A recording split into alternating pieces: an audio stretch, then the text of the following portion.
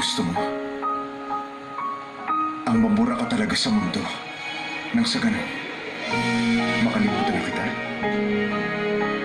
Kung ganito ang gusto mo, bakit mo binura yun? Di ba sabi ko wag? Natatandaan mo talaga lahat? Oo.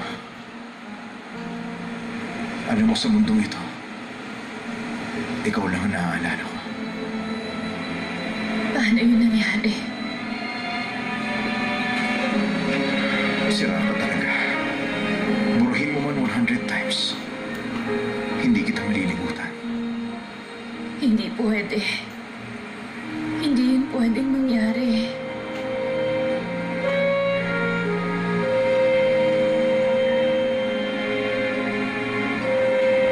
May isang bagay ka nakalimutan.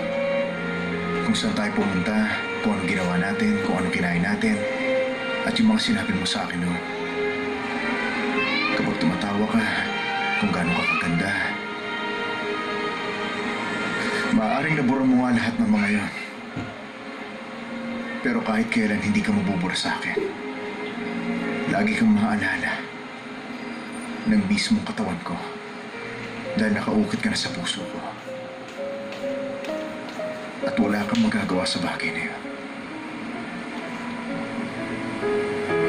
Sa kabila nun, ginawa ko pa rin ang lahat. Dahil sa natakot ako na baka isang araw makalimutan kita. Kaya naman, araw-araw pinipilit ko na hindi ka mawala sa isip ko.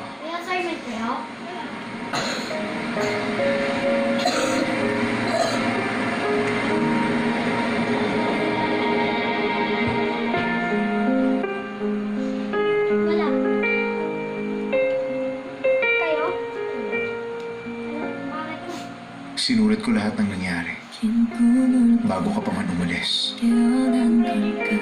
Para kung sakaling dumating ang pagkakataong katulad nito, mawala man ang lahat ng alaala ko. Makikita pa rin kita sa mga sinulat ko at muli nang ipapaalala sa akin ang lahat.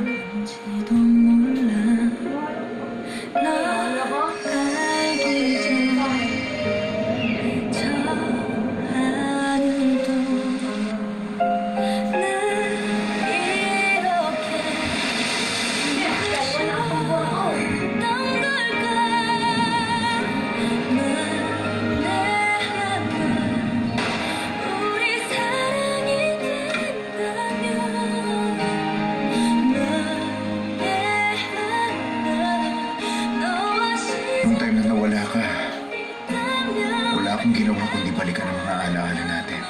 Niyakap kayo ng isang buong taon.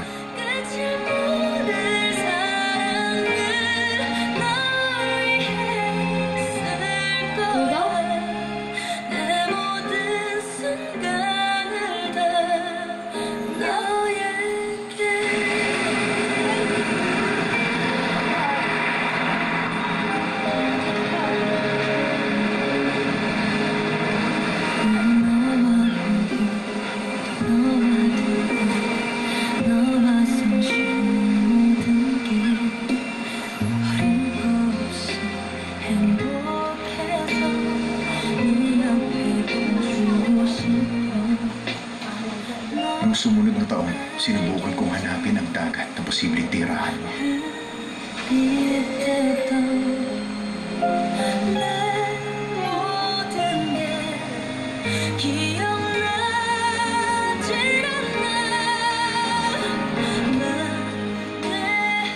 Ayoko masyadong malayo ang bahay na yun sa dagat. At saka yung gusto ko, yung malapit lang din sa mga daan.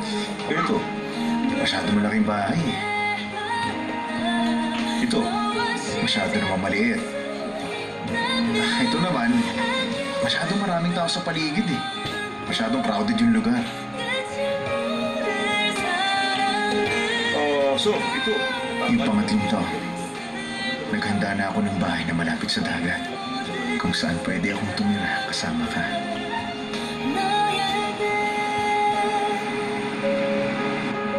Sino? Hindi ako sigurado eh. Mahabang buhok, maganda. Yung mga tipo mo, hindi ko natanong ang pangalan niya eh. Sigurado ko bang hindi ka sumabit dito? O sige na, umuwi ka na rito agad.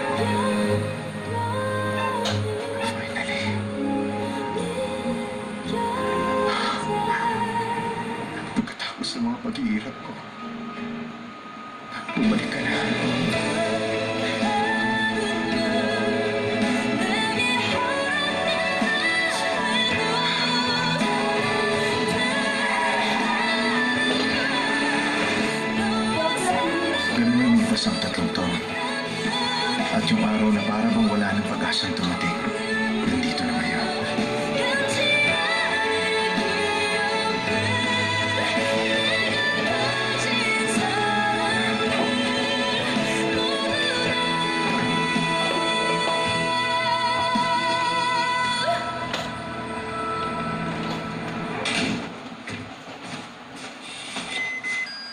Andre, may bisita ka.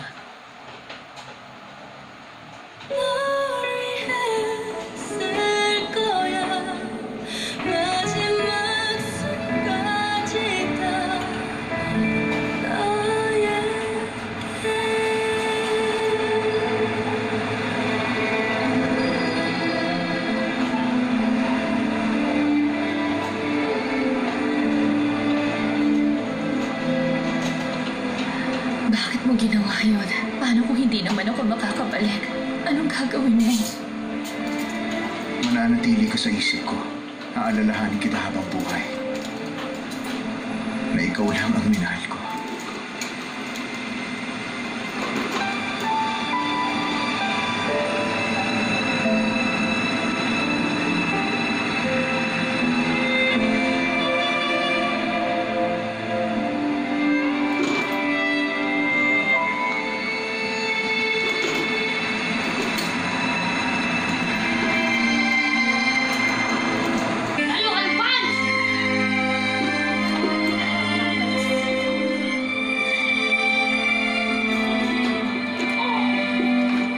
Walang nagbago rito. Kahit natapos na yung contract nitong bahay. Since nga na wala dito yung kasama ko sa aming lilipat, binili ko na lang to. Salamat, hinintay mo ko. Hindi ka naman sumuko. Pinilit mo pa rin makabalik dito. Kahit na mahirap.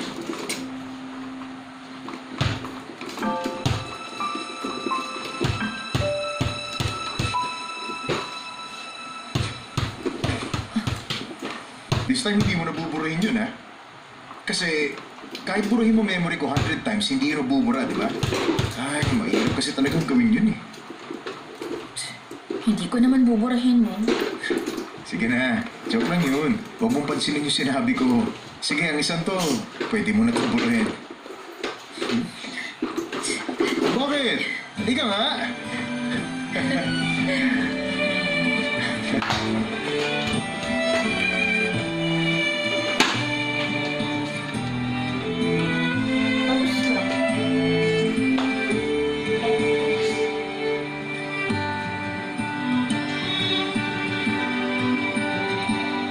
Dalawang buwan lang yun, ah.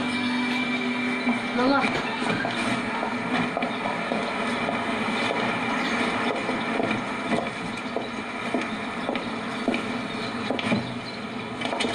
Ay, kabayo. May gusto ka ba dito? Magaganda damit dito, oh. At saka yung mga sapatos, maganda rin, di ba? Alam mo pala, ah. Maganda naman yung suot mo, ah. Ano pa bang hinahanap mo dito, ha? Pinuntahan kita. Ako? Na-miss kasi kita. Alam mo, malabong ma-miss kita kasi hindi kita kilala. Tsaka ngayon lang talaga kita nakita eh. Oo nga, tama ka. Ngayon lang talaga tayo nagkita. Binubuo ng mga pagkakataon ng buhay. Pag pinahalagahan mo ang pagkakataon, dadami ang magagandang koneksyon. Hindi ako nakikipag-usap sa hindi ko kilala.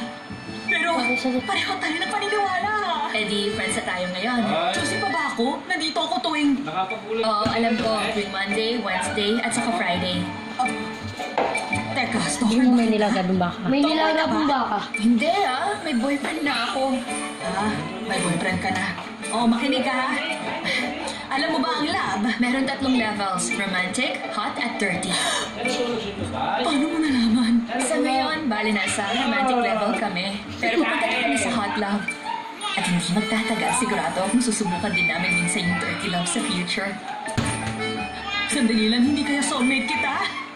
Kasi ang piling ko malapit ako sa'yo eh. Madalas tayo magkita ha?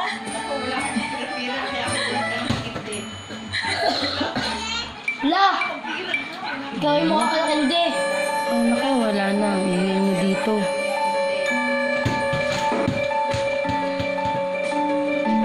Sino ba rin? Tama na yan. Okay tayo, honey. Ano ka ba, honey? Kailangan ko mag-review para sa qualifying exam. Doon ka na mag-review sa bed. Pwede mong gawin yan doon. Kung gusto mo, tuturuan pa kita eh. Siguradong hindi ako makakapag-review doon. Alam ko, kukulitin mo lang ako. Ayaw mo talaga mag-review sa bed? Ha?